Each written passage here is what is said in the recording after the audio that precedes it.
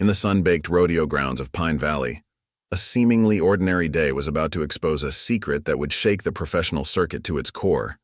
When arrogant champion Blake Morrison and his crew of elite riders decided to mock a quiet local horse trainer and his son, they had no idea they were about to cross paths with one of the most lethal Marine Force recon operators in modern combat history.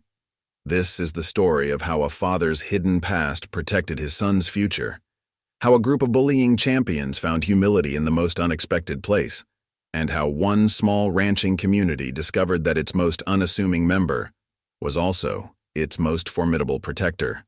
Before we jump back in, tell us where you're tuning in from, and if this story touches you, make sure you're subscribed, because tomorrow I've saved something extra special for you. The late afternoon sun cast long shadows across the Pine Valley Rodeo grounds as Lucas Reeves adjusted the saddle on a spirited quarter horse, his movements precise and confident despite his youth. At 20, Lucas had practically grown up in these stables, learning the ways of horses from his father Nathan, whose gentle touch with even the most difficult animals had become legendary in these parts. The warm Texas breeze carried the familiar scents of leather, hay, and dust as Lucas prepared for the upcoming weekend's competition. The prestigious Western Star Rodeo circuit was making its stop in Pine Valley, bringing with it the best, and sometimes the worst, of the professional riding world. Lucas moved with practiced efficiency, his dark hair damp with honest work as he checked every detail of the tack. "Looking good there, son," Roy Thompson called out, the veteran rodeo manager's boots crunching on the packed earth as he approached. "Your father's got you ready for the big show?" The older man's eyes crinkled with something more than just friendly interest as he watched Lucas work. "Yes, sir," Lucas replied, carefully checking the girth strap one last time. "Dad's been helping me train since dawn. Says this circuit brings out all kinds. Need to be prepared." He didn't mention how his father had seemed more watchful lately, more alert, like he used to get sometimes during Lucas's high school rodeo days when trouble rolled into town. The morning progressed with its familiar rhythm, checking equipment, exercising horses, reviewing the competition roster. Lucas found comfort in the routine, in the honest work that had been his world since childhood. The rodeo grounds had been his playground, the stables his second home, where he'd learned not just about horses but about life itself from his quietly capable father. Nathan Reeves arrived just before noon, moving through the grounds with that distinctive walk Lucas had never seen in another horse trainer.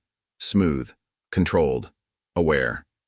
He carried some new ropes with the same easy grace he handled everything, his weathered face breaking into a warm smile at the sight of his son. "Circuit riders are starting to arrive," Nathan said, setting down the ropes and surveying the grounds with quick, experienced eyes. Looks like we've got some big names this year." Lucas nodded, but he noticed his father's attention had shifted slightly, his gaze scanning the area in that peculiar way he sometimes had, as if he were checking for something more than just loose horses or unsafe equipment. He'd seen this behavior before, at busy competitions, in crowded areas, even at the local diner on Saturday nights. The peaceful atmosphere of the rodeo ground shattered with the arrival of a convoy of expensive trucks, pulling elaborate horse trailers, their engines drowning out the natural sounds of the stables. At first, it was just the low rumble of approaching vehicles, but the sound grew louder, more intrusive, until it dominated the grounds. Lucas watched as his father's posture changed subtly. Most people wouldn't have noticed, but he'd grown up studying his father's every move, trying to understand the mysteries behind his quiet demeanor. His shoulders squared ever so slightly, his stance shifted, and his eyes, those kind eyes that had taught Lucas everything about horses and honor, took on a hardness he'd only glimpsed in rare, unguarded moments. The trucks appeared at the main entrance, 5 of them at first, then more, until a dozen gleaming vehicles lined up like chrome and steel predators. Their drivers were a stark contrast to the regular ranch hands and local riders, flashy, expensive Western wear, custom boots, and attitudes that announced their status as stars of the professional circuit. Their leader, a tall man with a rattlesnake tooled into his custom leather vest, swung down from a lifted truck with practiced arrogance. "Well, well," he announced, his voice carrying across the now quiet grounds. "Looks like we found ourselves a real down-home operation here." His eyes roamed the stables before settling on Lucas and his father, particularly on Lucas. Real down-home indeed. Nathan Reeves stood perfectly still, watching, but Lucas noticed his hands, those strong trainer's hands that had taught him everything from mucking stalls to gentling wild horses, were completely steady. Too steady, perhaps, for a simple horse trainer facing the most notorious group in professional rodeo. Nathan Reeves stood perfectly still, watching, but Lucas noticed his hands, those strong trainer's hands that had taught him everything from mucking stalls to gentling wild horses, were completely steady. Too steady, perhaps, for a simple horse trainer facing the most notorious group in professional rodeo. The leader strode toward their area, his custom boots striking the packed earth with deliberate force. Two of his companions flanked him while others began to spread out through the grounds, causing several local riders to step aside, creating a clear path to where Lucas stood with his father. The air grew thick with tension as other workers and riders stopped what they were doing, sensing the brewing confrontation. "Name's Blake Morrison," the leader announced, coming to a stop in front of Lucas, "though most folks on the circuit just call me the Viper." He reached out and ran a finger along the saddle Lucas had just finished preparing, leaving a deliberate smudge on the polished leather. Nice piece of equipment for such a modest operation. Lucas stood his ground, drawing on years of watching his father's quiet strength. The lessons of patience and control his father had instilled in him since childhood kept him steady, even as anger flickered at the intentional disrespect to his carefully maintained tack. The morning sun beat down on the scene, and somewhere in the distance, a horse nickered nervously, sensing the growing tension in the air. Blake Morrison hadn't moved, his arrogant stance and expensive attire a stark contrast to the practical, well-worn clothing of the local ranch hands gathering at a cautious distance. His companions continued to spread throughout the grounds, their presence disrupting the usual morning routines as horses sensed the tension and shifted nervously in their stalls. "Never seen you at any of the big shows," Blake drawled, his eyes moving dismissively over Lucas and Nathan. "But here you are, taking up premium stable space at a Western Star event. Seems a bit ambitious for local talent, don't you think?" Nathan hadn't moved, hadn't spoken, but something in the air had changed. Later, Lucas would remember this as the moment he first truly sensed the other side of his father, the part of him that had nothing to do with training horses or teaching rodeo skills. There was something in his stance, a coiled readiness that seemed at odds with his usual calm demeanor. "Sir," Nathan said, his voice quiet but carrying clearly across the now silent grounds, "I'm going to have to ask you to step away from my son's equipment." The words themselves were simple, almost polite, but something in how they were delivered, the tone, the certainty, the complete lack of fear, made Lucas's spine tingle. The rodeo grounds held its breath as Blake turned slowly, taking in Nathan's appearance. The worn jeans, the practical work shirt, the boots that had seen years of honest labor. Everything about him screamed horse trainer, and yet there was something in his stance that made Blake pause, if only for a moment. "Or what, old-timer?" Blake stepped closer to Nathan, using his height advantage to loom over him. "Maybe you don't know who we are. Maybe you need a lesson in how things work on the professional circuit." Nathan's reply was so soft that only Lucas and Blake could hear it. "Maybe you need a lesson in manners." The words themselves were mild, but something in how they were delivered, the tone, the absolute certainty behind them, made Lucas's heart race. He'd heard that tone before, hadn't he? In one of those half-remembered moments from his childhood when strange men in crisp military uniforms would sometimes visit the ranch, speaking to his father in hushed, respectful tones. The tension mounted as the Texas sun beat down mercilessly on the rodeo grounds. Lucas realized he was witnessing the beginning of something, the first crack in the facade that had hidden his father's true nature for all these years. As Blake's face darkened with anger as his companions moved to surround their position, as the peaceful morning teetered on the edge of violence, Lucas Reeves began to understand that he had never really known his father at all. The tension in the rodeo grounds crystallized as Blake's fellow riders closed ranks around Nathan and Lucas. Local hands and competing riders retreated further, creating an even wider circle around the confrontation. The summer air grew thick with anticipation, broken only by the occasional stamp of nervous horses and the soft creak of leather from the surrounding stables. Last chance to apologize, old man. Preparing and narrating this story took us a lot of time, so if you are enjoying it, subscribe to our channel. It means a lot to us. Now back to the story. Blake growled, his custom rattlesnake vest catching the sunlight as he clenched his jaw. On your knees, and maybe we just trash your son's equipment instead of his chances of ever riding professionally. Nathan's response was to slowly dust off his hands on his jeans, as if preparing for work. The gesture seemed ordinary enough, but Lucas noticed how it left his arms loose, ready.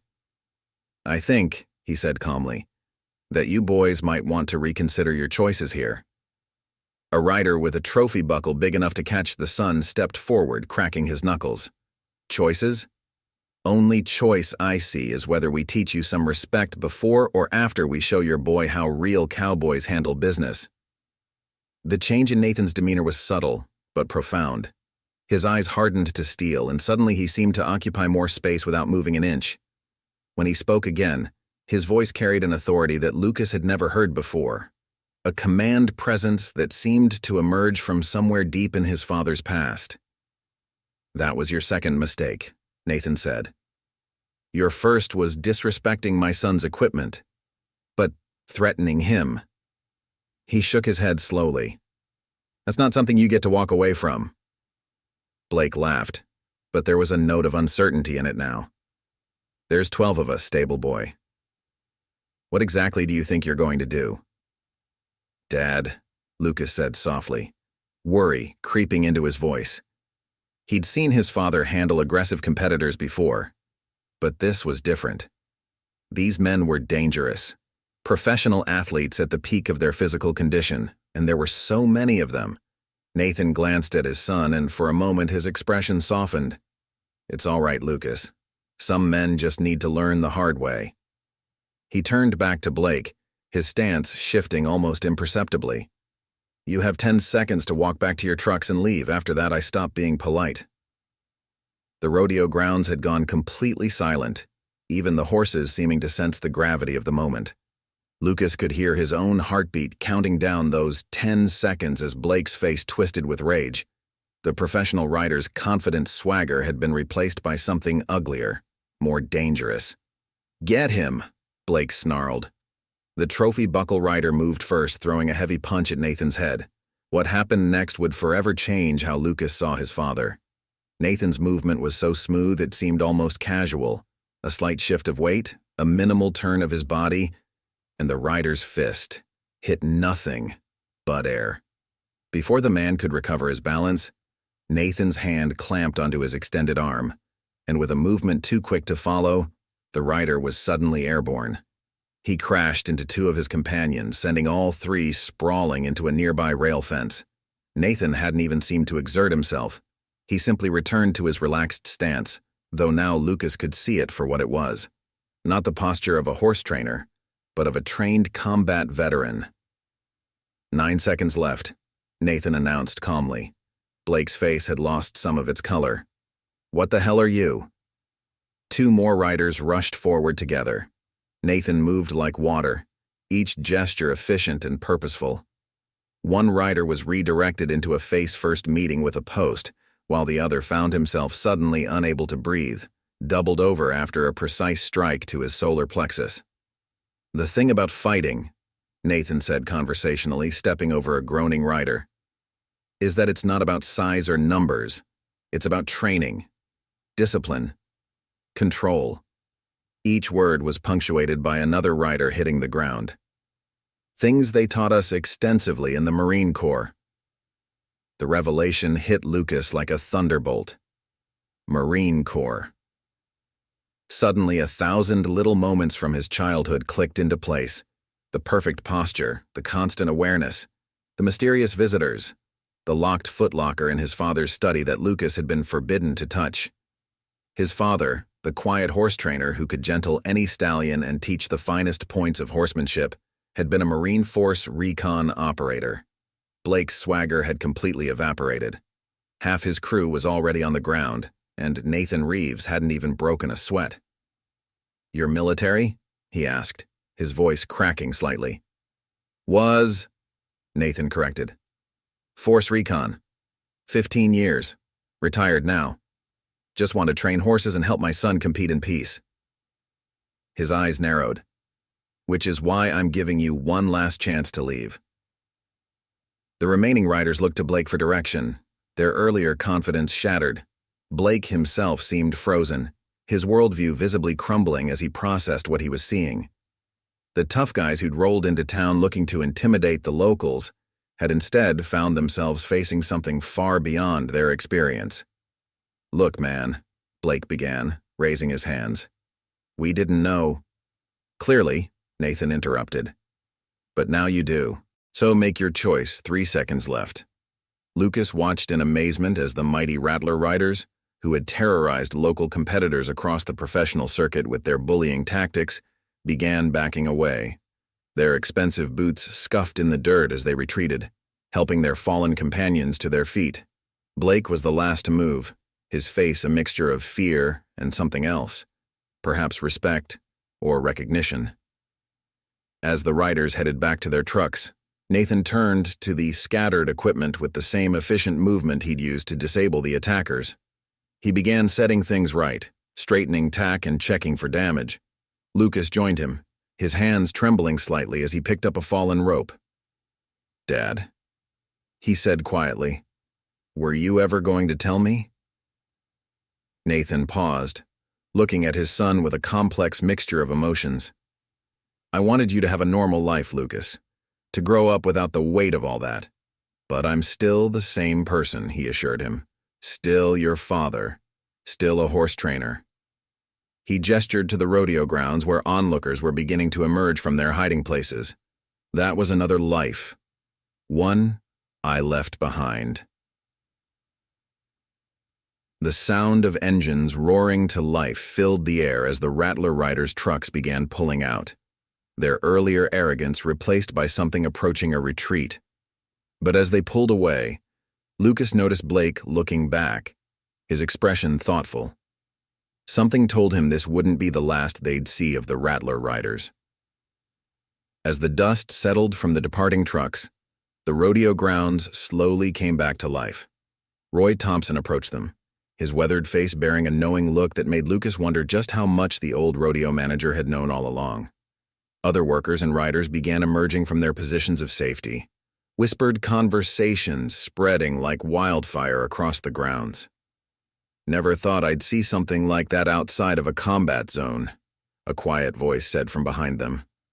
Lucas turned to see Mike "Doc" Wilson, one of the regular circuit veterinary assistants, watching Nathan with newfound recognition. "Force recon, you said. Which unit?" Nathan studied the man for a moment before recognition flickered in his eyes.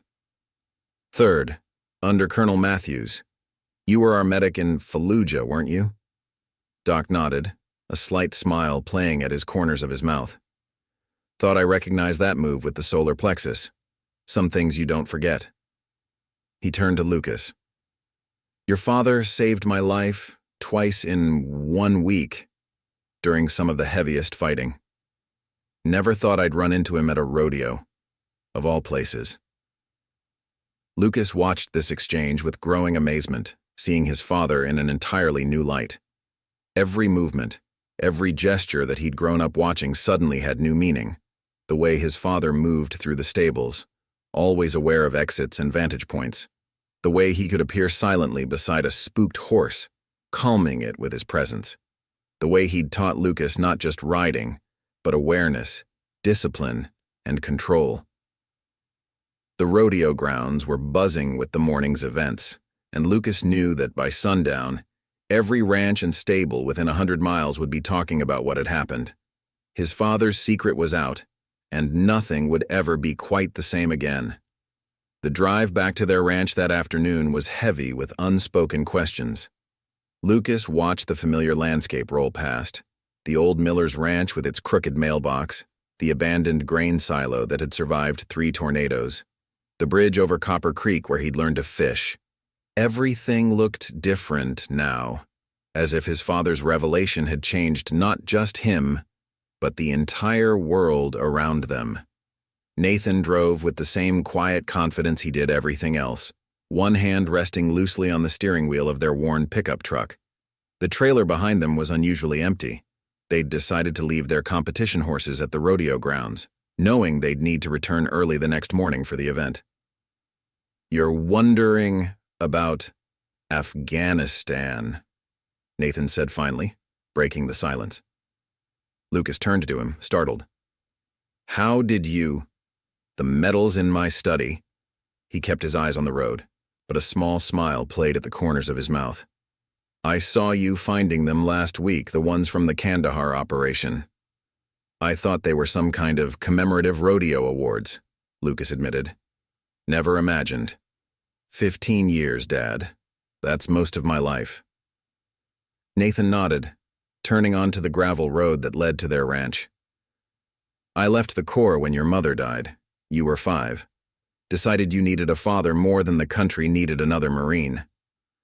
The mention of his mother made Lucas's chest tighten. Maria Reeves had died in a car accident, leaving behind a devastated husband and a confused little boy. Now Lucas wondered how many of his memories needed to be re-examined in light of this new knowledge. "Those men who used to visit," he said slowly.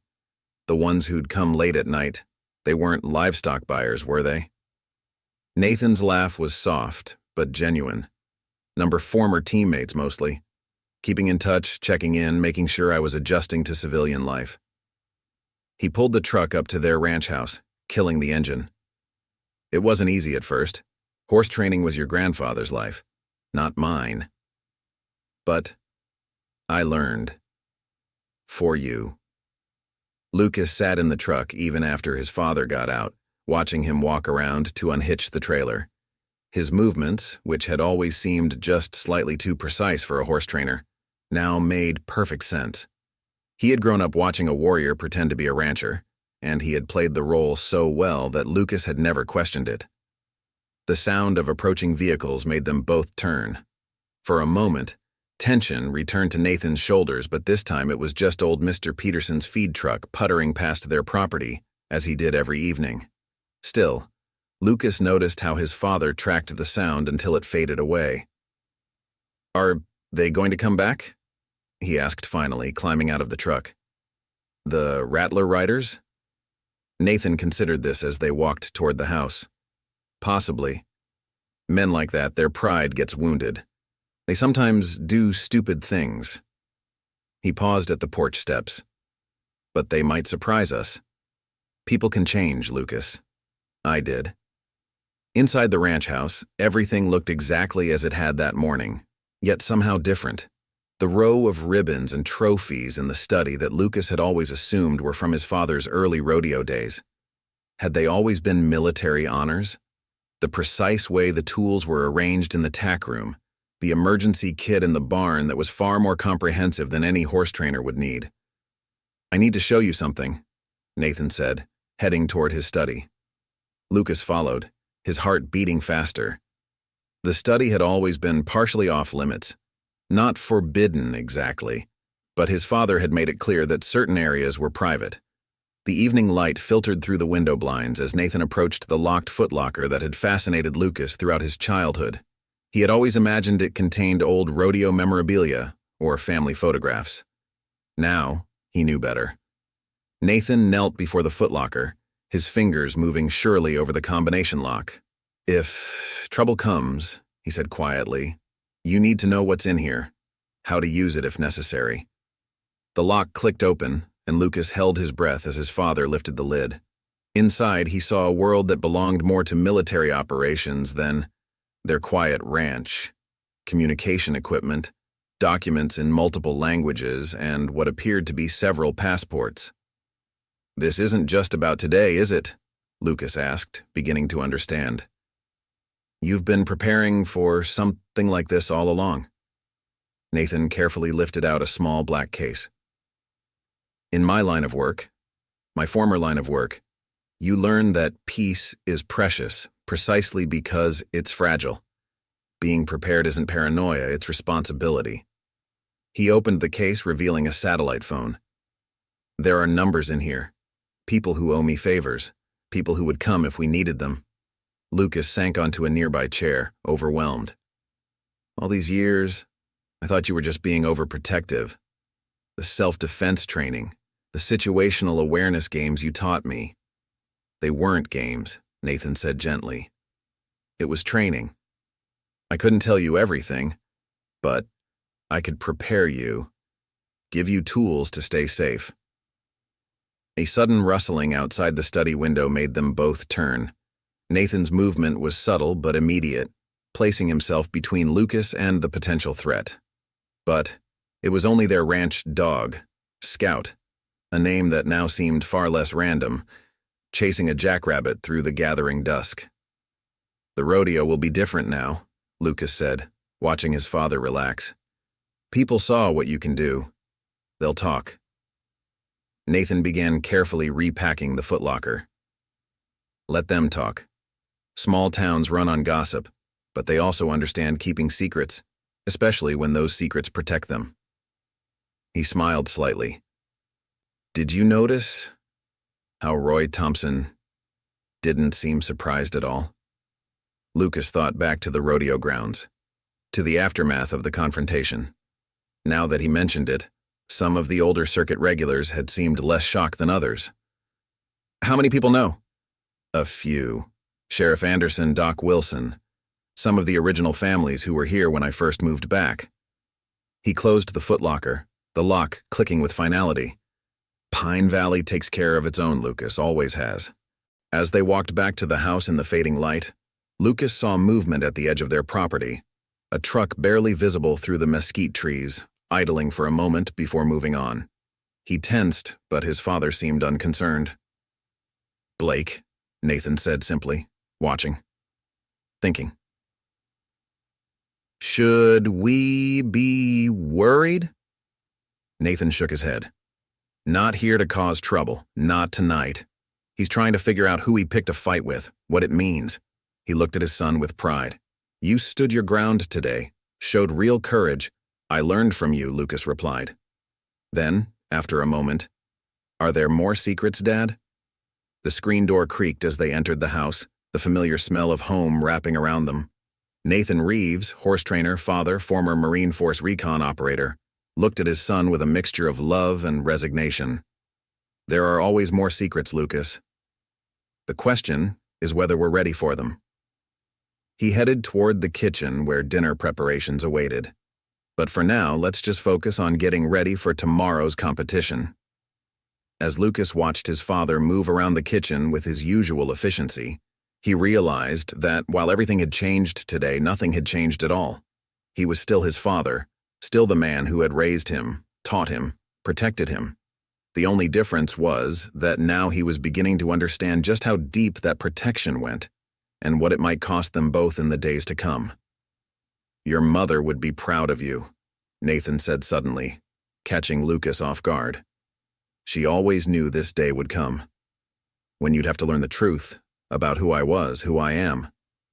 Did she know when she married you? Nathan's hands stilled on the kitchen counter. She was a combat photographer. That's how we met, in Iraq. She understood what it meant to carry the weight of what you've seen, what you've done. He turned to face his son. She's the one who showed me that strength isn't just about combat skills. It's about choosing when not to use them. Lucas absorbed this new information about his mother, another piece of the complex puzzle that was his family's history. Outside, the Texas night was settling in, bringing with it the familiar sounds of crickets and distant coyotes. But now he heard other things too. The subtle differences between ranch trucks and unfamiliar vehicles on the road, the varying patterns of their dogs' barks, the way his father's footsteps changed when he was alert to potential threats. A knock at the door made them both turn. Through the screen, they could see Doc Wilson standing on their porch, his medical bag in hand. Got a moment, Captain? He called out, using Nathan's former rank with easy familiarity. Think we need to talk about what's coming. Nathan exchanged a look with Lucas before moving to open the door. Might as well come in, Doc. Been a day for revelations anyway. As Doc Wilson stepped into their kitchen, Lucas noticed how differently the two men moved now that they weren't hiding their military background. The economy of motion, the constant awareness, the silent communication of men who had faced combat together. Another piece of his father's hidden world stepping into the light. Doc Wilson settled at their kitchen table, his weathered hands wrapped around a cup of coffee. The evening light filtering through the windows cast long shadows across the room as he shared what he'd learned since the morning's confrontation. Word spreading fast through the circuit, Doc said, his voice carrying the weight of experience. Blake Morrison isn't just any writer. He's got connections, sponsorships, influence, and he's not used to being humiliated. Nathan stood at the counter, his stance relaxed but alert, a habit Lucas now recognized from years of watching his father. "What kind of chatter are you hearing, Doc?"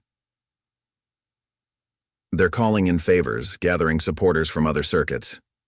Blake's got a reputation for holding grudges, but this is different." Doc leaned forward, his voice dropping slightly.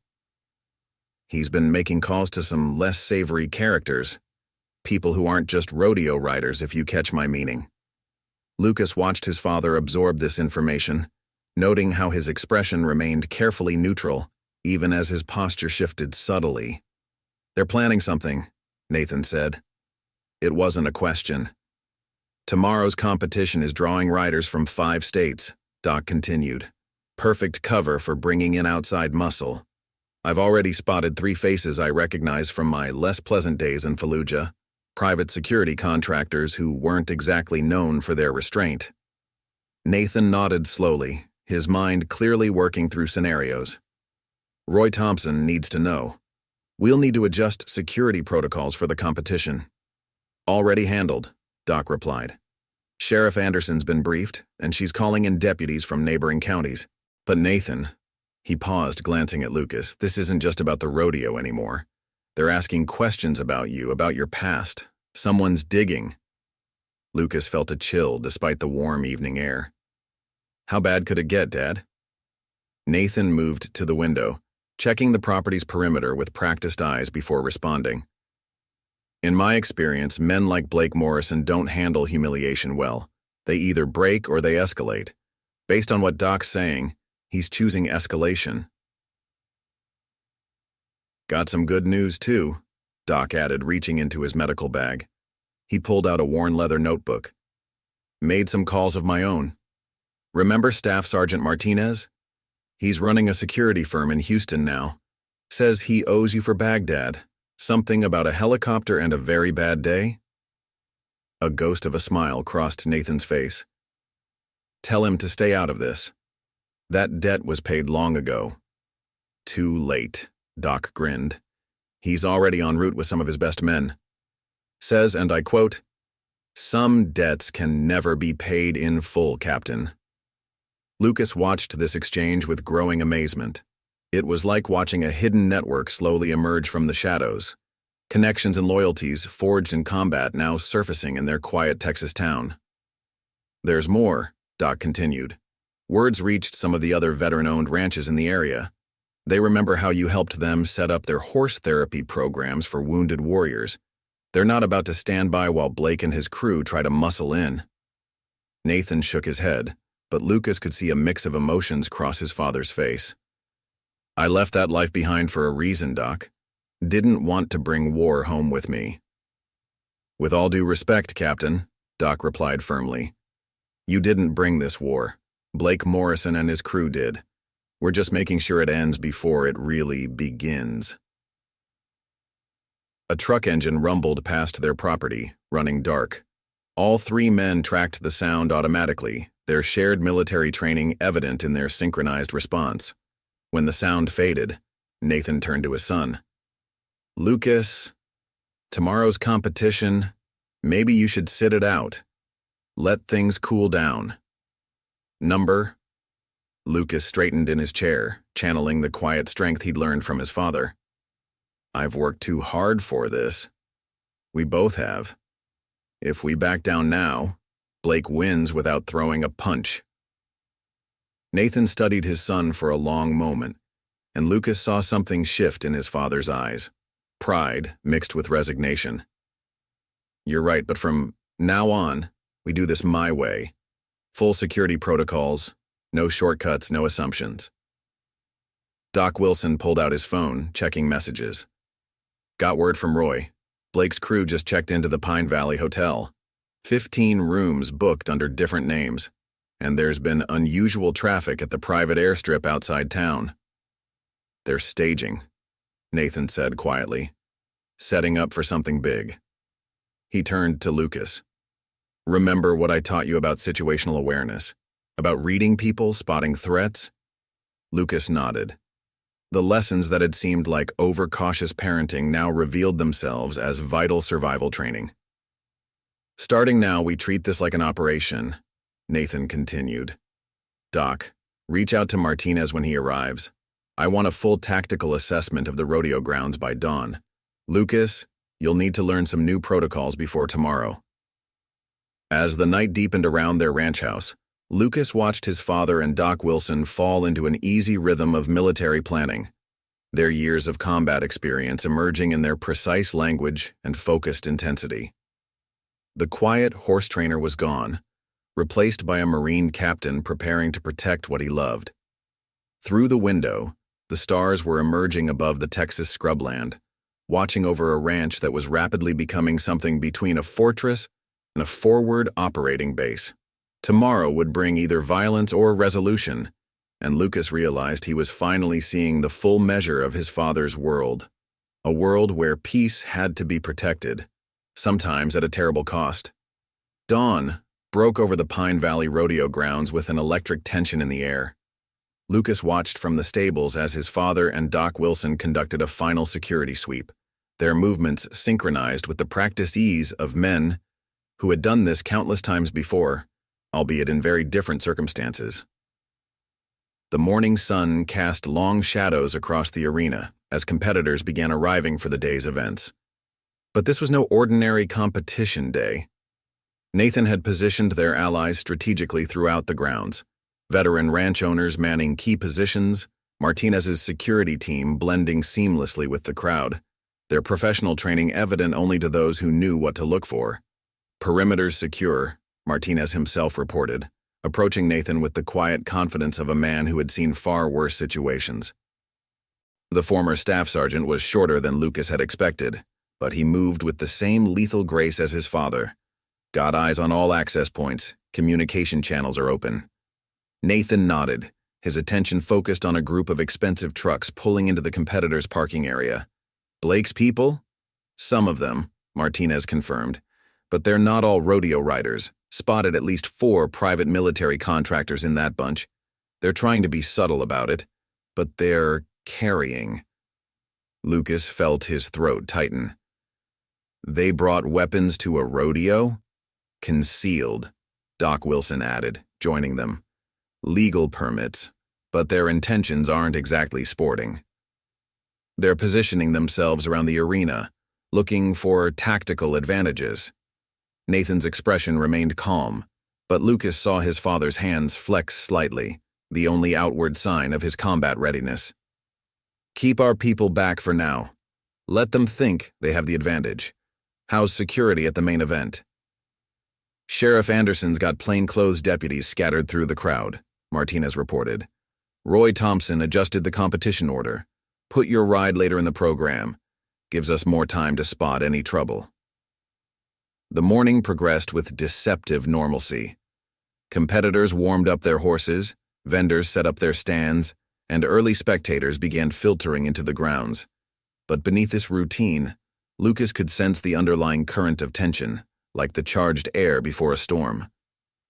Blake Morrison arrived with his core group around mid-morning, their expensive Western wear and confident strut a sharp contrast to the focused stillness of Nathan's veterans.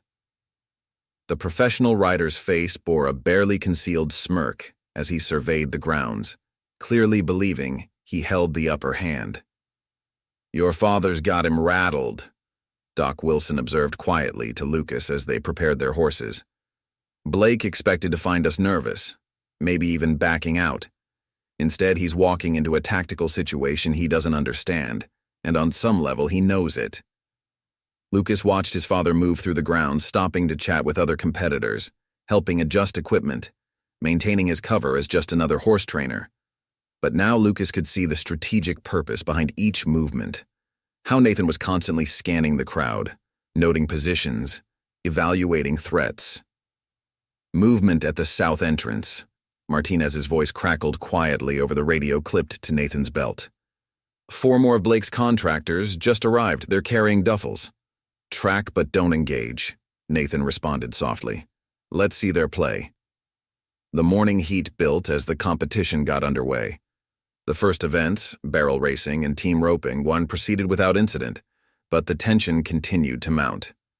Lucas noticed how Blake's people were slowly congregating near the main arena, their positioning too precise to be casual. They're planning something for your ride, Doc said, helping Lucas check his saddle one final time. Trying to box us in, control all the exit points. Nathan appeared beside them, his movements unhurried but purposeful. Change of plans. Lucas, when your event comes up, I want you to...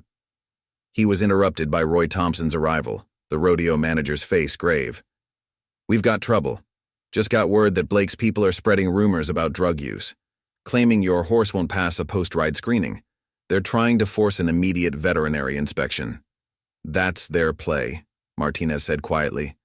Create confusion. Get us to drop our guard while we deal with the accusation. Classic diversion tactic. Nathan's eyes narrowed slightly as he watched Blake's group across the arena. They think we'll be focused on defending against the drug allegations. That's when they'll make their real move. He turned to Lucas. This is your call, son. We can withdraw. Avoid the confrontation entirely. Lucas felt all eyes turn to him. In that moment, he understood that this was about more than just a rodeo competition. It was about standing your ground, about facing intimidation with courage, about being worthy of the legacy his father had tried to protect him from. We ride, Lucas said firmly. We show them that threats don't work, not here, not against us. A slight smile crossed Nathan's face, the same one Lucas had seen countless times during training, when he'd mastered a particularly difficult skill. All right then, Doc, get the horse ready for inspection. Martinez, shift your people to secondary positions. They'll be watching our obvious security, so we'll let them see what they expect to see. As the group dispersed to their tasks, Lucas caught a glimpse of Blake Morrison watching them from across the grounds, his confident smirk faltering slightly as he observed their calm response to his ploy. The morning sun had reached its peak, casting harsh shadows across the arena as both sides prepared for what was coming. The quiet before the storm was about to break, and Lucas realized that today would test everything his father had ever taught him. About riding, about courage, and about the true meaning of strength. The veterinary inspection became a spectacle in itself, drawing a crowd of onlookers as Blake's people pushed for increasingly thorough tests. Doc Wilson, in his official capacity as a circuit veterinarian, maintained professional composure as he conducted each requested examination, though Lucas could see the contained anger in his precise movements. "Horse is clean," Doc announced finally, his voice carrying across the now silent gathering. "No evidence of any prohibited substances. He's clear to compete." The announcement carried weight beyond the immediate situation. It was the first direct challenge to Blake's authority, and he'd lost. Blake Morrison stood at the edge of the crowd, his face darkening as his first strategy crumbled. Lucas noticed how his father's veterans had quietly repositioned themselves during the inspection, maintaining clear lines of sight while appearing to be merely interested spectators. "This isn't over," Blake growled, stalking past them. "Not by a long shot." Nathan watched him go, his stance relaxed, but ready. "No," he agreed quietly. "It's not. But maybe not in the way you think." The next hour brought a subtle shift in the atmosphere of the rodeo grounds. Word of the failed drug accusation spread quickly, and Lucas noticed how other competitors began watching Blake's group with growing skepticism. The professional rider's reputation for intimidation was starting to work against him. "They're getting desperate," Martinez observed, appearing silently beside them as Lucas prepared for his event. "Desperate men make mistakes, but they're also more dangerous. Stay alert." Nathan nodded, his eyes tracking movement across the arena. "They'll try something during the ride itself. It's their last chance to maintain control." He turned to his son. "Remember what I taught you about performing under pressure?" "Focus on the immediate task," Lucas recited, checking his gear one final time. "Be aware of your surroundings, but don't let them distract you. Trust your training. And trust your backup," Nathan added, gesturing subtly to where their allies were positioning themselves around the arena. "You're not alone out there." The announcement for Lucas's event crackled over the loudspeakers, drawing spectators toward the main arena. Blake's contractors began moving too, their patterns too coordinated to be coincidental. But for every position they took, Lucas noticed one of his father's veterans quietly countering it. "They've got something planned," Doc warned, adjusting Lucas's protective vest with careful hands. "Stay focused on your ride. Let us handle the rest." As Lucas mounted his horse, he caught sight of Blake speaking urgently into a phone, his face contorted with barely contained rage. Whatever was coming, it would come soon. "Ladies and gentlemen," the announcer's voice boomed across the grounds, "please welcome our next competitor in the professional bronc riding competition, Lucas Reeves from Pine Valley." The gate opened, and Lucas guided his horse into the arena. The familiar rush of pre-competition adrenaline was different now, sharper somehow, colored by the knowledge of the tension surrounding him. As he took his position, he could see Blake's people moving through the crowd, their intentions hidden, but their purpose clear. Nathan stood at the rails, his posture casual but his eyes constantly moving, reading the situation with combat-trained precision. Martinez's team had spread throughout the spectator areas, ready for whatever was coming. Even Roy Thompson had positioned himself strategically near the announcer's booth, prepared to control the crowd if necessary. "Rider ready?" the announcer called. Lucas took his final position, feeling the power of his horse beneath him, the energy building. He gave the signal and the chute opened. What happened next seemed to unfold in slow motion. As his horse exploded into its first buck, Lucas caught movement in his peripheral vision, several of Blake's contractors converging on different points around the arena. But before they could act, Nathan's veterans were there, their movements subtle but effective, quietly blocking access and disrupting whatever plan had been in motion. The 8-second ride became a blur of focused intensity, as Lucas applied everything his father had taught him, not just about riding, but about maintaining composure under pressure. Each buck, each turn, each moment required his complete attention, even as he remained peripherally aware of the larger drama playing out around the arena. When the buzzer sounded, Lucas dismounted with practiced efficiency, immediately reading the situation as his father had taught him. Blake's people were falling back, their coordinated effort disrupted by the quiet intervention of Nathan's allies. The professional rider himself stood rigid with fury, watching as his final attempt at control dissolved. "Judges have awarded a score of 89, the announcer called out, genuine excitement in his voice. "That puts Lucas Reeves in first place." The crowd erupted in cheers, but Lucas was watching his father. Nathan stood perfectly still, a slight smile playing at his lips as he observed not just his son's victory, but the failed machinations of Blake's crew. In that moment, Lucas understood that they had won more than just a competition. They had demonstrated that intimidation could be defeated by preparation, that strength didn't always require violence. As Lucas made his way back to the holding area, he could see the shift in the atmosphere. Other competitors were openly turning away from Blake's group, the professional rider's influence visibly crumbling. The power of fear was giving way to something stronger, the courage to stand against intimidation.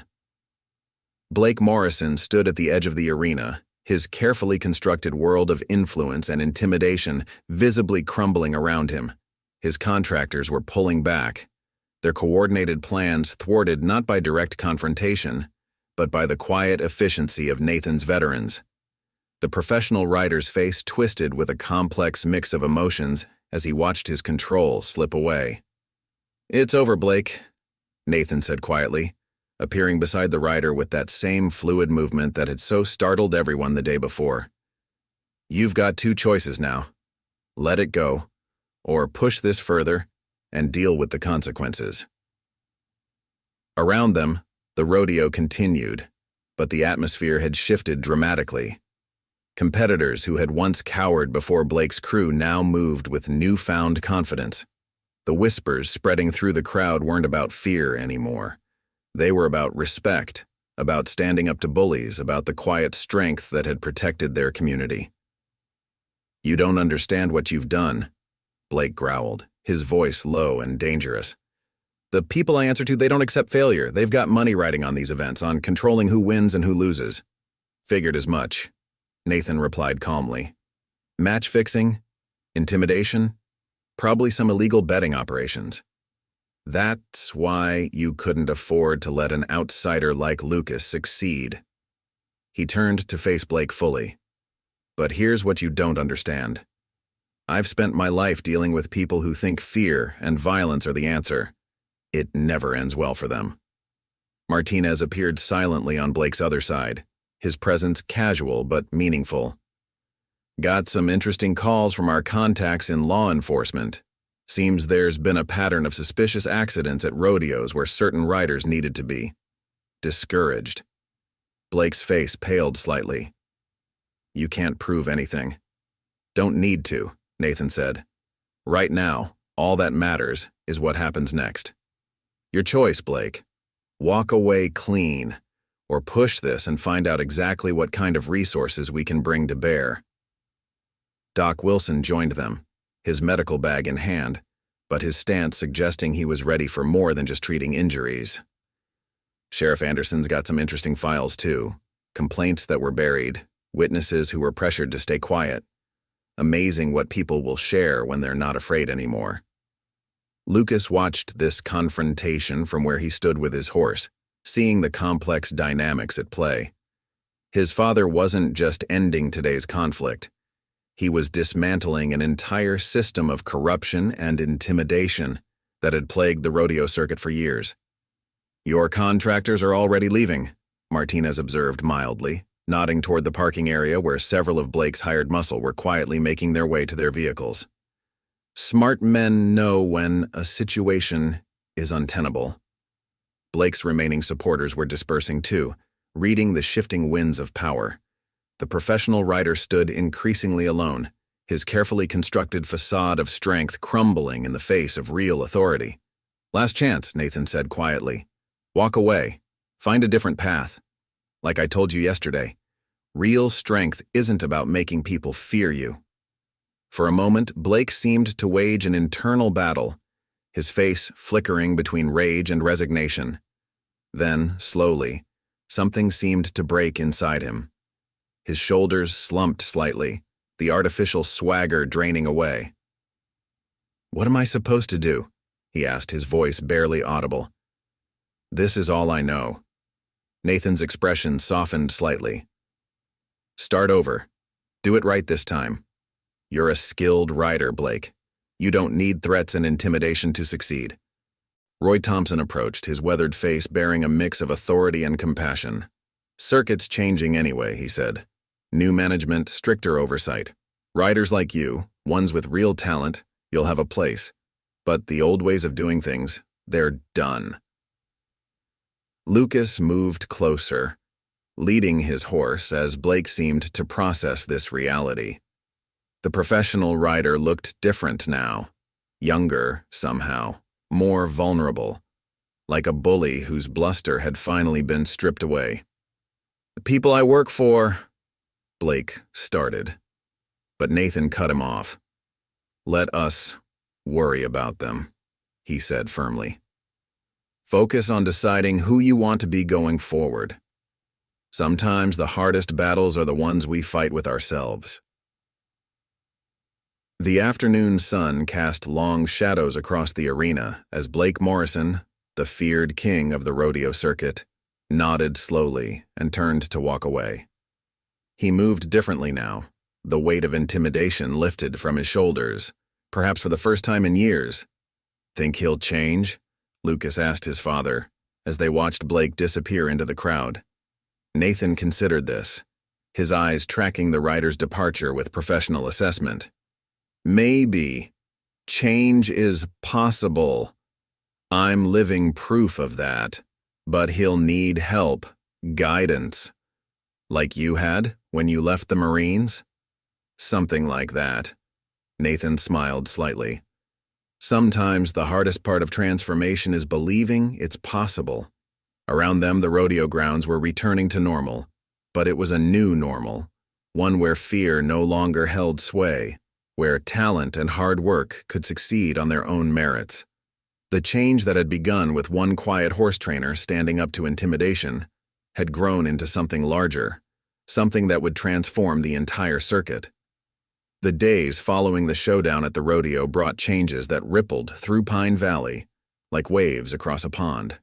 Lucas noticed it first in the small things, the way other competitors nodded respectfully when they passed, the newfound confidence in younger riders who had once lived in fear of Blake's crew, the quiet pride in his father's veterans as they watched their protection transform into something more permanent. Doc Wilson became a regular visitor at their ranch, often bringing news from the circuit as the old power structures continued to crumble. One evening, as they sat on the porch watching the Texas sunset paint the sky in brilliant oranges and purples, he shared the latest developments. "Blake's former associates are scrambling," Doc reported, his coffee cup steaming in the cooling air. "The betting syndicates, the fixers, they're pulling out of the circuit fast. Nobody wants the kind of attention we could bring." Nathan nodded, his eyes scanning the horizon with habitual vigilance. "And Blake himself?" "That's the surprising part," Doc smiled slightly.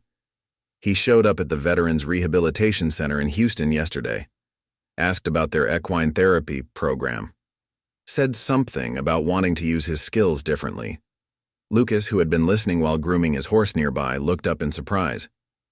"He's really trying to change?" "Sometimes," Nathan said quietly. "People just need to see that there's another way. That strength can build instead of destroy." He turned to Doc. "Keep an eye on him, though. Old habits die hard." Martinez arrived as the sun was setting, his truck kicking up dust on the ranch road. The former staff sergeant had been coordinating with other veteran-owned ranches in the area, building a network of support and protection that extended far beyond Pine Valley. "Got some interesting news," Martinez announced, declining the offered coffee. "Word's spreading through other circuits. Riders who've been intimidated for years are starting to speak up. They're calling it the Pine Valley effect, standing up to corruption, protecting the integrity of the sport." Nathan listened thoughtfully, his farmer's calluses now openly showing the marks of his military past. "It was never about just one rodeo or one bully," he observed.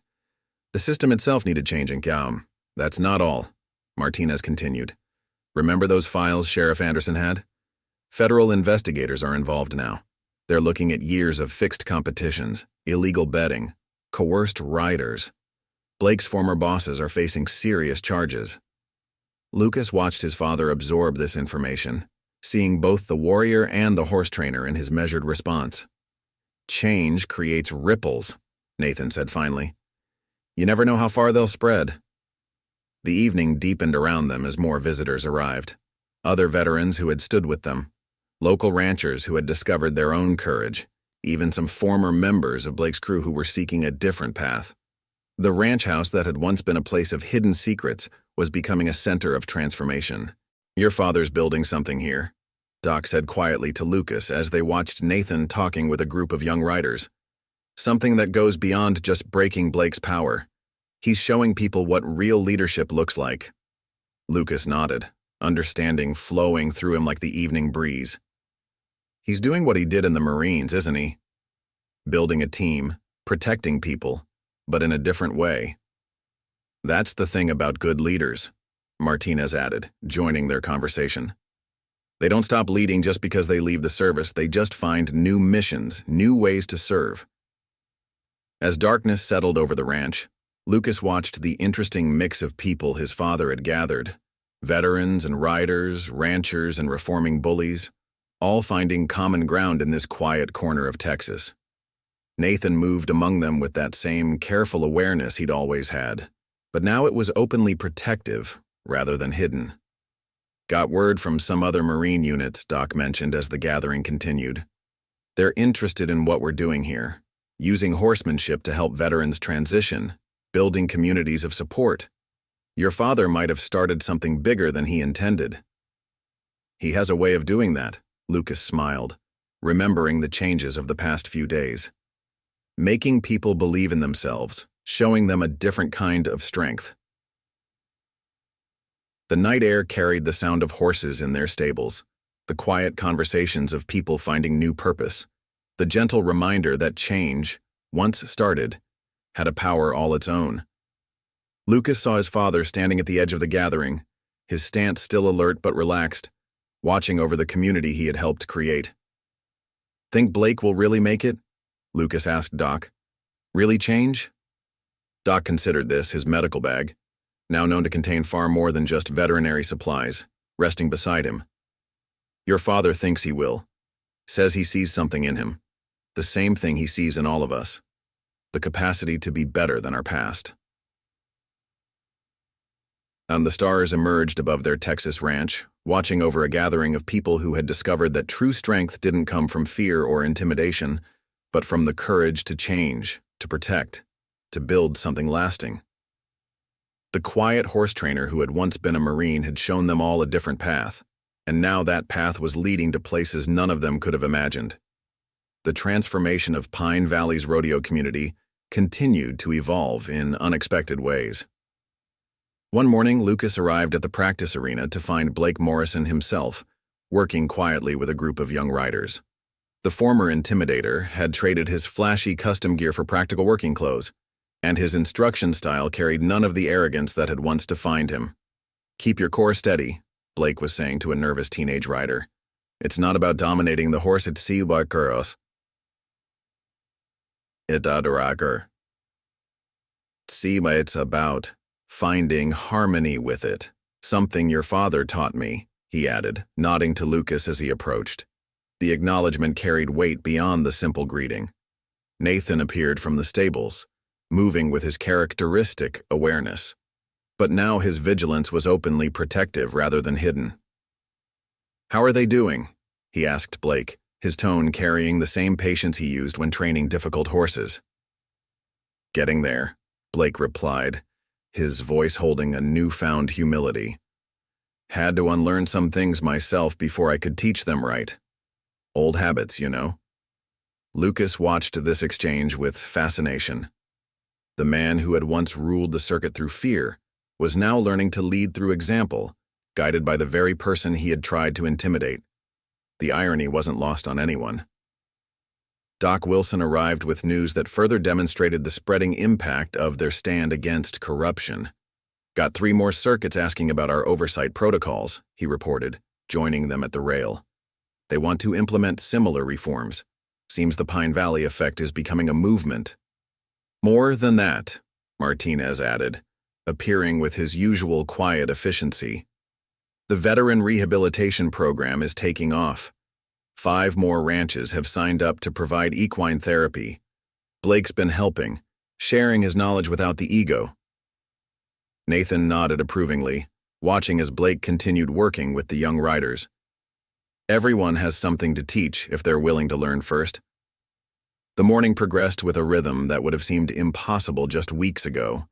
Former adversaries worked together, sharing skills and stories. Veterans taught riding techniques infused with military precision, while reformed bullies demonstrated advanced horsemanship, stripped of intimidation. "Your father's created something unique here," Roy Thompson observed to Lucas as they watched the practice sessions. "It's not just about cleaning up the circuit anymore. It's about building a community that supports each other, that stands together." Lucas saw it too, the way different groups merged and collaborated, how former victims of intimidation now worked confidently alongside their previous tormentors, all under the quiet guidance of his father. The ranch had become more than just a training ground. It was a place of transformation. Got some interesting visitors coming, Martinez reported later as they gathered for lunch.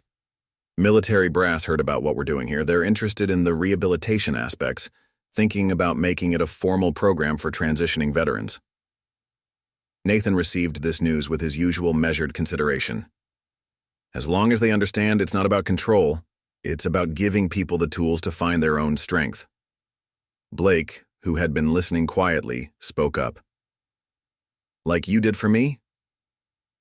His voice carried a note of self-awareness that would have been unthinkable weeks ago, showing me there was another way to be strong. You did the hard part, Nathan replied, choosing to change, to be better than your past. We just provided the opportunity. The afternoon brought more evidence of their growing influence. Sheriff Anderson arrived with news that other law enforcement agencies were studying their community-based approach to reform and protection. The model of veterans and former antagonists working together to create positive change was drawing attention far beyond the rodeo circuit. It's spreading beyond Texas, the sheriff reported. Other communities are asking how they can implement similar programs. They want to know how we turned potential threats into community assets. Lucas watched his father absorb this information, seeing both pride and responsibility in his expression. Nathan Reeves had left the Marines seeking peace, only to find himself leading a different kind of mission, one that transformed lives through understanding rather than force. Your mother would be proud, Nathan said quietly to Lucas as they watched the practice arena empty for the day. She always believed in the power of second chances, in the ability of people to choose a better path. The evening sun cast long shadows across the practice grounds as the last riders departed. Blake remained behind, helping to clean up, his movements showing none of his former arrogance. He worked with the quiet efficiency of someone who had found purpose in service rather than dominance. Never thought I'd end up here, Blake admitted, as they finished storing equipment. Thought strength was about making others fear you. Took a Marine to show me it's about helping others find their own strength. Nathan clapped him on the shoulder, a gesture that would have been unthinkable weeks ago. That's the thing about real strength, Blake. It grows by sharing it, not by keeping it to yourself. As darkness settled over Pine Valley, Lucas reflected on how much had changed since that confrontation at the rodeo.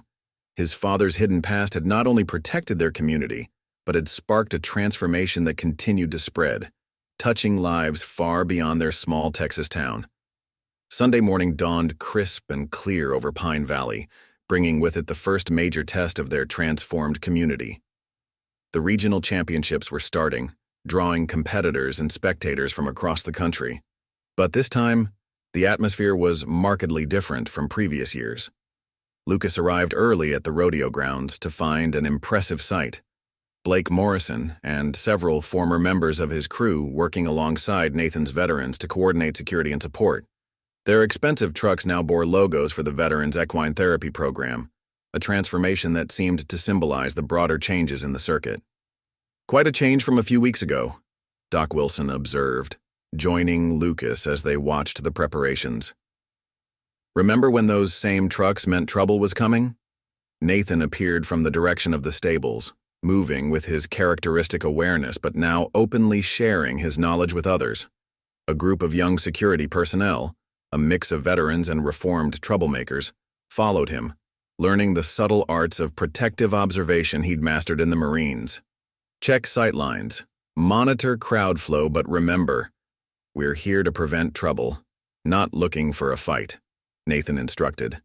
His students, including several of Blake's former associates, listened with the same respect Lucas had once seen given to military instructors.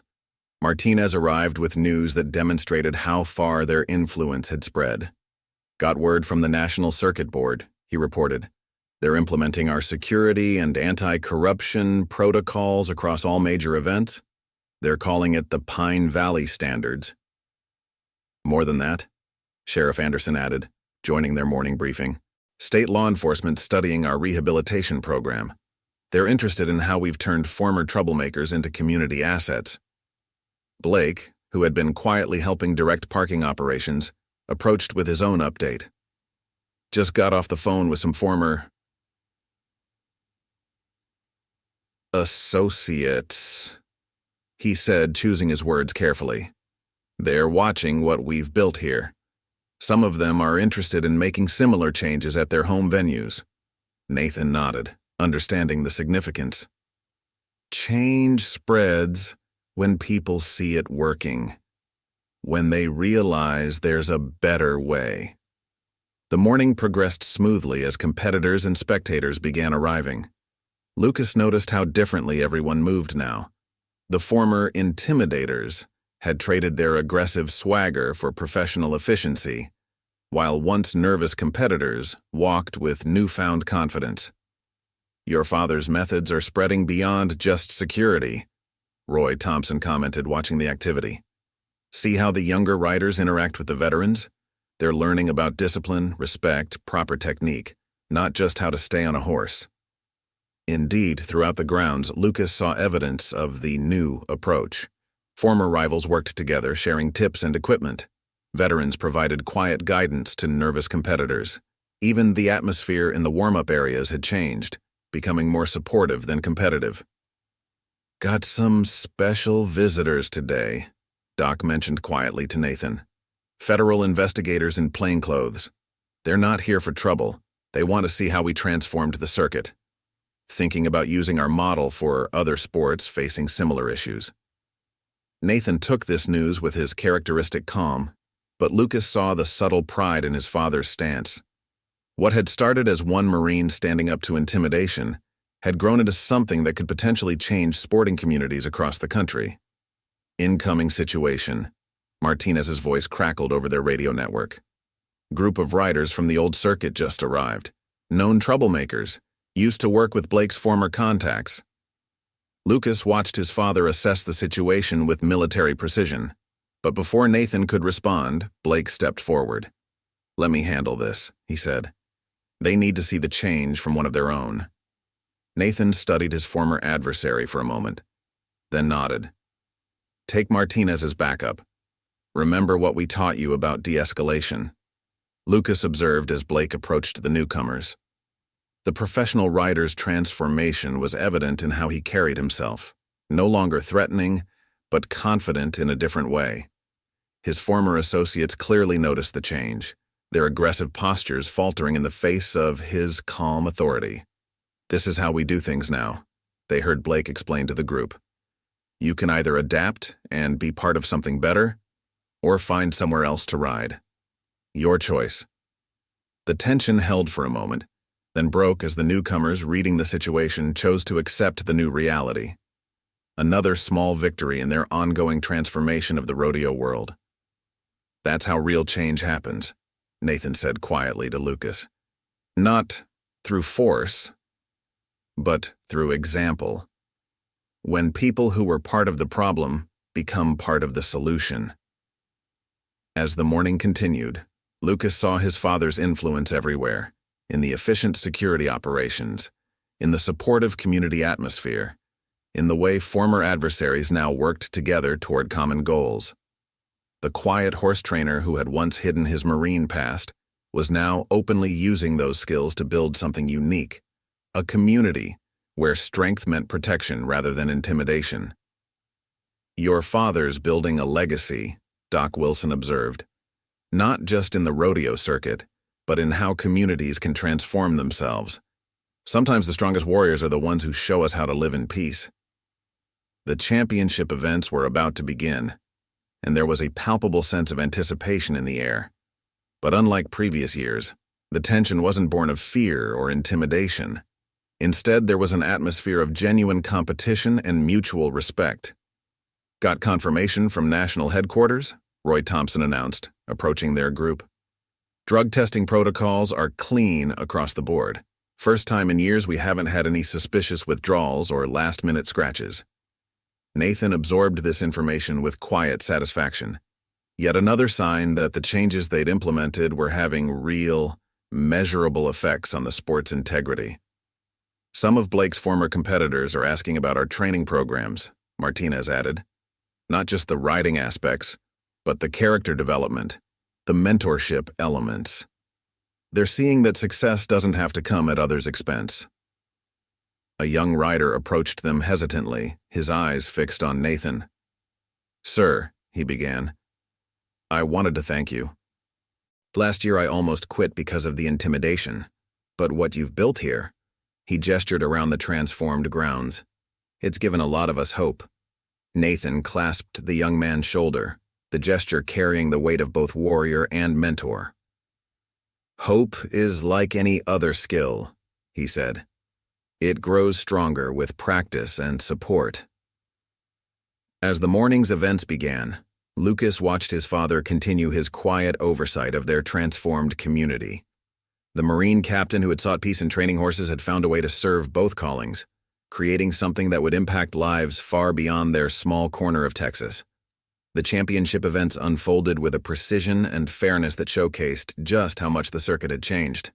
Lucas, preparing for his own competition, watched as rider after rider demonstrated their skills without the undercurrent of fear and manipulation that had once plagued these events. Blake Morrison, now serving as an official coordinator, moved through the grounds with a different kind of authority. His expertise, stripped of its former menace, helped guide younger riders through their preparations. The transformation in him seemed to inspire others who had once relied on intimidation to maintain their status. "Got some interesting news," Martinez reported, joining Nathan and Lucas near the warm-up area. "Remember those federal investigators? They're not just studying our security protocols anymore. They're looking at how we've managed to rehabilitate former troublemakers, turn them into community assets." Nathan nodded, his eyes constantly scanning the grounds with practiced vigilance. Reform works better than punishment when people are given a real chance to change. The morning's events had drawn an unprecedented crowd, many attracted by stories of Pine Valley's transformation. Among the spectators, Lucas noticed several familiar faces, veterans from other parts of the country, former riders who had left the circuit due to corruption, even some law enforcement officials studying their security measures. "Your father's methods are spreading faster than we expected," Doc Wilson commented, helping Lucas check his equipment one final time. "Got calls from 3 more circuits this morning. They're not just asking about security anymore. They want to know about the whole program. The rehabilitation, the mentorship, the community building." As Lucas prepared for his own event, he saw evidence of their success everywhere. Former rivals worked together, sharing equipment and advice. Veterans provided quiet guidance to nervous competitors. The atmosphere of fear that had once dominated these championships had been replaced by something stronger: mutual respect and support. "Spotted something interesting," Blake reported, approaching their group. "Some of my old contacts are here, watching how we operate. They're seeing that you can run a successful event without threats and fixing. It's making them question their own methods." Nathan considered this as he helped Lucas with final preparations. "Change happens in waves," he observed. "First, one person shows it's possible, then others start to see the benefits. Pretty soon, the old way of doing things doesn't make sense anymore." The announcement for Lucas's event came over the loudspeakers, drawing spectators toward the main arena. But unlike the last time he'd competed, there was no underlying tension, no hidden threats to navigate. Instead, he felt the support of their transformed community behind him. "Remember what I taught you," Nathan said quietly as Lucas mounted his horse. "Not just about riding, but about carrying yourself with dignity. Show them what real strength looks like." As Lucas entered the arena, he was struck by the different atmosphere. The crowds were larger than ever, but they watched with appreciation rather than the nervous anticipation of previous years. Even his fellow competitors showed genuine support, a far cry from the forced deference they'd once shown to Blake's crew. "Ladies and gentlemen," the announcer's voice carried across the grounds, "please welcome Lucas Reeves, representing Pine Valley and our new circuit standards of excellence." The ride itself became a demonstration of everything they'd worked to achieve. Lucas felt the power of his horse beneath him, the techniques his father had taught him, the support of their community. Each move, each response, showed the difference between domination and partnership, between fear and respect. When the buzzer sounded, the applause was genuine, untainted by the political maneuvering that had once influenced every score. The judges' marks reflected true skill rather than intimidation or favors, another sign of how deeply their reforms had taken root. "That's how it's supposed to be," Blake said as Lucas exited the arena. "Pure skill, fair competition, no hidden agendas." The former intimidator's voice carried the weight of someone who had learned this lesson the hard way. Throughout the day, more evidence of their transformation emerged. Competitors who had once lived in fear now rode with confidence. Former troublemakers worked alongside veterans to maintain order. The championship had become more than just a competition. It was a showcase for what was possible when a community chose to stand together. "Your father's created something remarkable here," Roy Thompson observed to Lucas later. "He took everything he learned as a Marine, about leadership, about protecting others, about building trust, and used it to transform an entire community. That's a different kind of victory than what we see in the arena." As the sun began its descent over the championship grounds, Lucas watched his father continue his quiet oversight of their changed world. Nathan Reeves moved with the same alertness that had served him in combat, but now his vigilance protected something larger than just their immediate safety. He was guarding the possibility of change itself, showing others that transformation was possible. The day's events were drawing to a close, but their impact would continue to spread, reaching far beyond the dusty arena of a Texas rodeo. They had shown that true strength wasn't about domination or fear.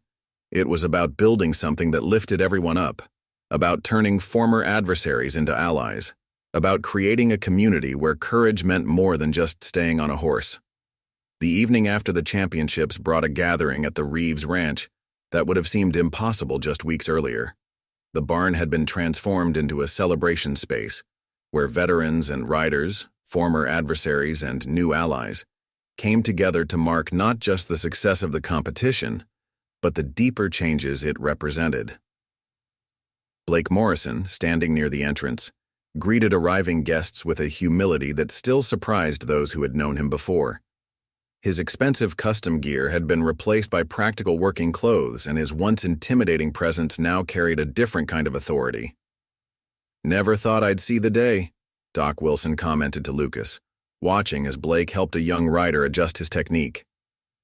"The most feared man in professional rodeo, teaching kids about respect and proper form."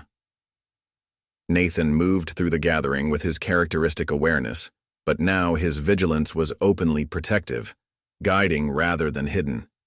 Veterans and former troublemakers alike sought his counsel, drawn to the quiet strength that had sparked their community's transformation. "Got final numbers from the championship," Martinez reported, joining them near the refreshment table. "Highest attendance in 5 years, cleanest competition in circuit history, not a single complaint about intimidation or fixing. Words spreading fast through other venues." The barn buzzed with conversation and laughter, punctuated by the sounds of country music and the occasional whinny from the horses in their stalls. Lucas noticed how naturally different groups mingled: professional riders sharing stories with local ranchers, veterans discussing technique with young competitors, former rivals working together to plan future events. "Your father's methods are becoming standard practice," Roy Thompson told Lucas, gesturing to where Nathan was speaking with a group of circuit officials.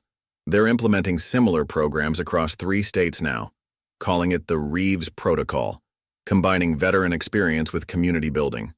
Sheriff Anderson arrived with news that further demonstrated their growing influence. "State law enforcement's officially adopting your father's rehabilitation model," she announced. "They're looking at how we turned potential troublemakers into community assets. Want to apply it to other sports and venues." The celebration continued as the Texas night deepened, stars emerging above the ranch like silent witnesses to their transformation. Blake approached Nathan, his manner respectful but no longer subservient. "Some of my old associates reached out," he reported quietly. "They're seeing what we've built here, how it works better than the old ways. Several of them want to know if we'd help them implement similar changes in their regions." Nathan considered this as he watched the gathering. Change has to come from within, he said finally. We can show them the way, but they have to choose it for themselves, just like you did.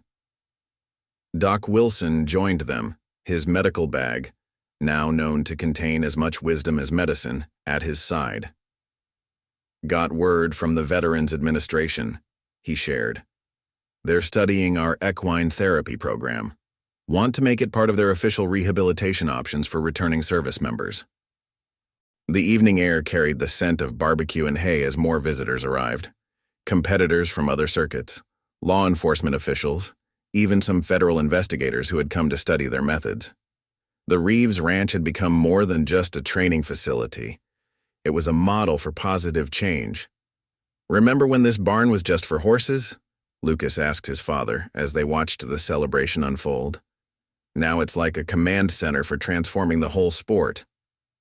Nathan smiled slightly, his eyes continuously scanning the gathering with ingrained habit.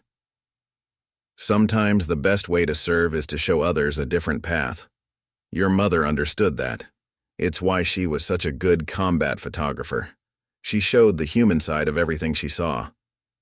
As the night progressed, Lucas observed the subtle signs of their success. Former enemies sharing meals and swapping stories, young riders seeking advice from both veterans and reformed bullies, the easy mix of different worlds that had once seemed impossibly far apart. Got something to show you, Nathan said suddenly, leading Lucas to his study. From the famous footlocker, he pulled out a worn photograph album. Your mother took these during her last deployment. She always said the most important stories weren't about the fighting. They were about how people chose to live in its aftermath.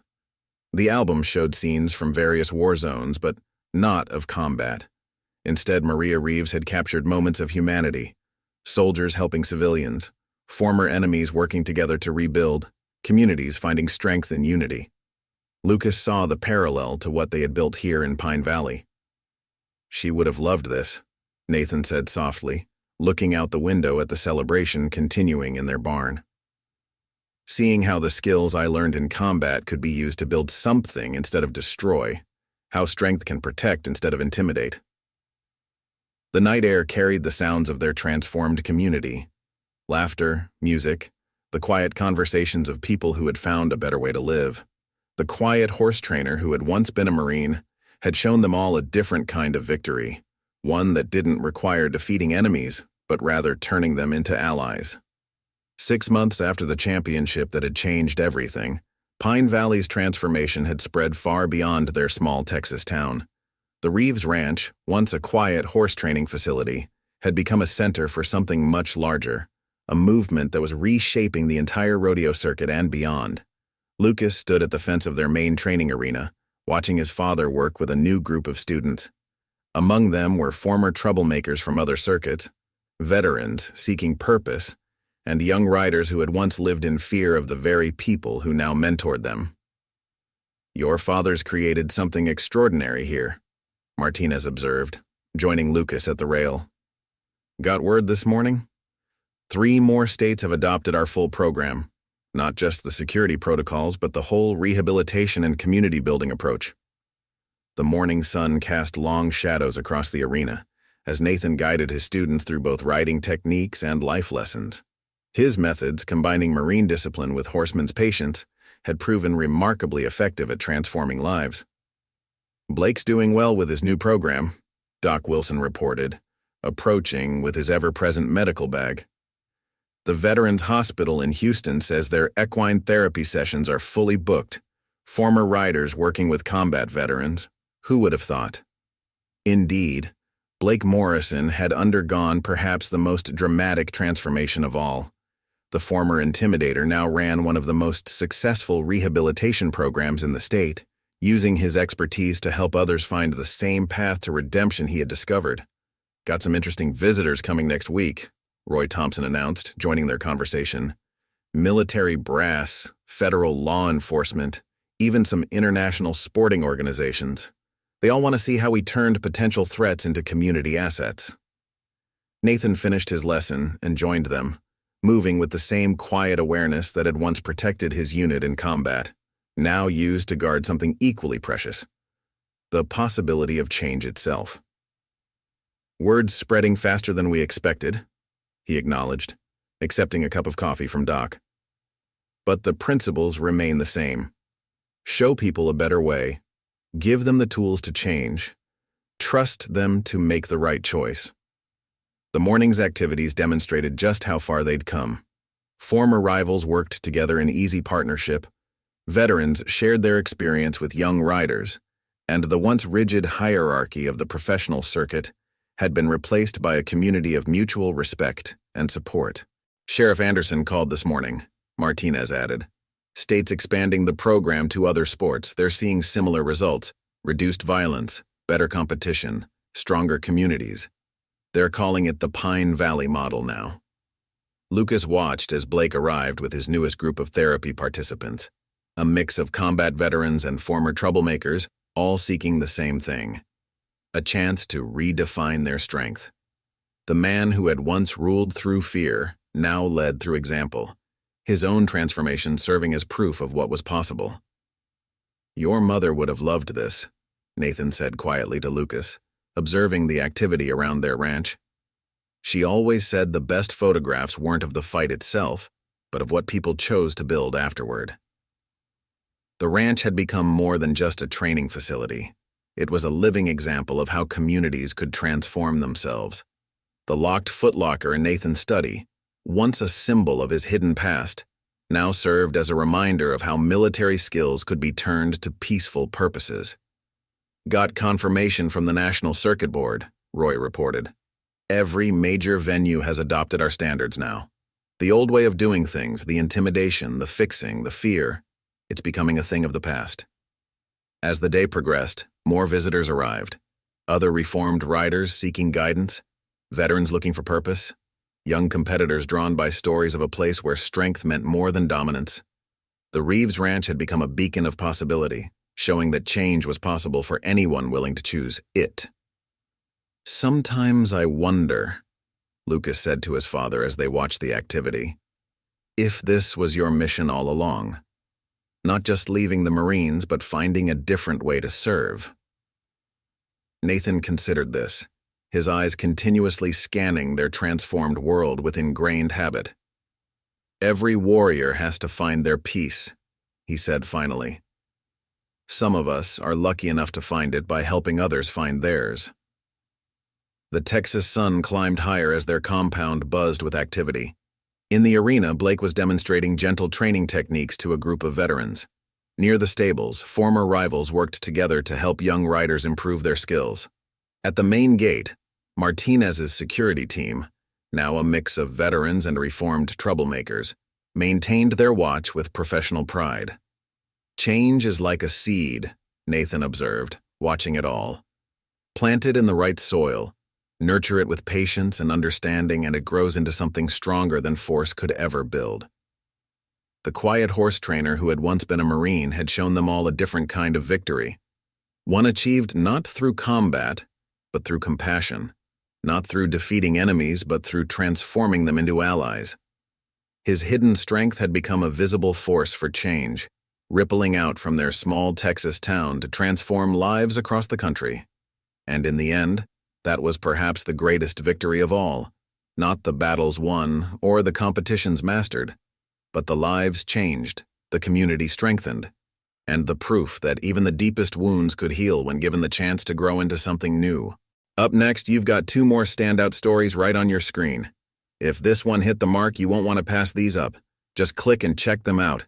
And don't forget to subscribe and turn on the notification bell so you don't miss any upload from us.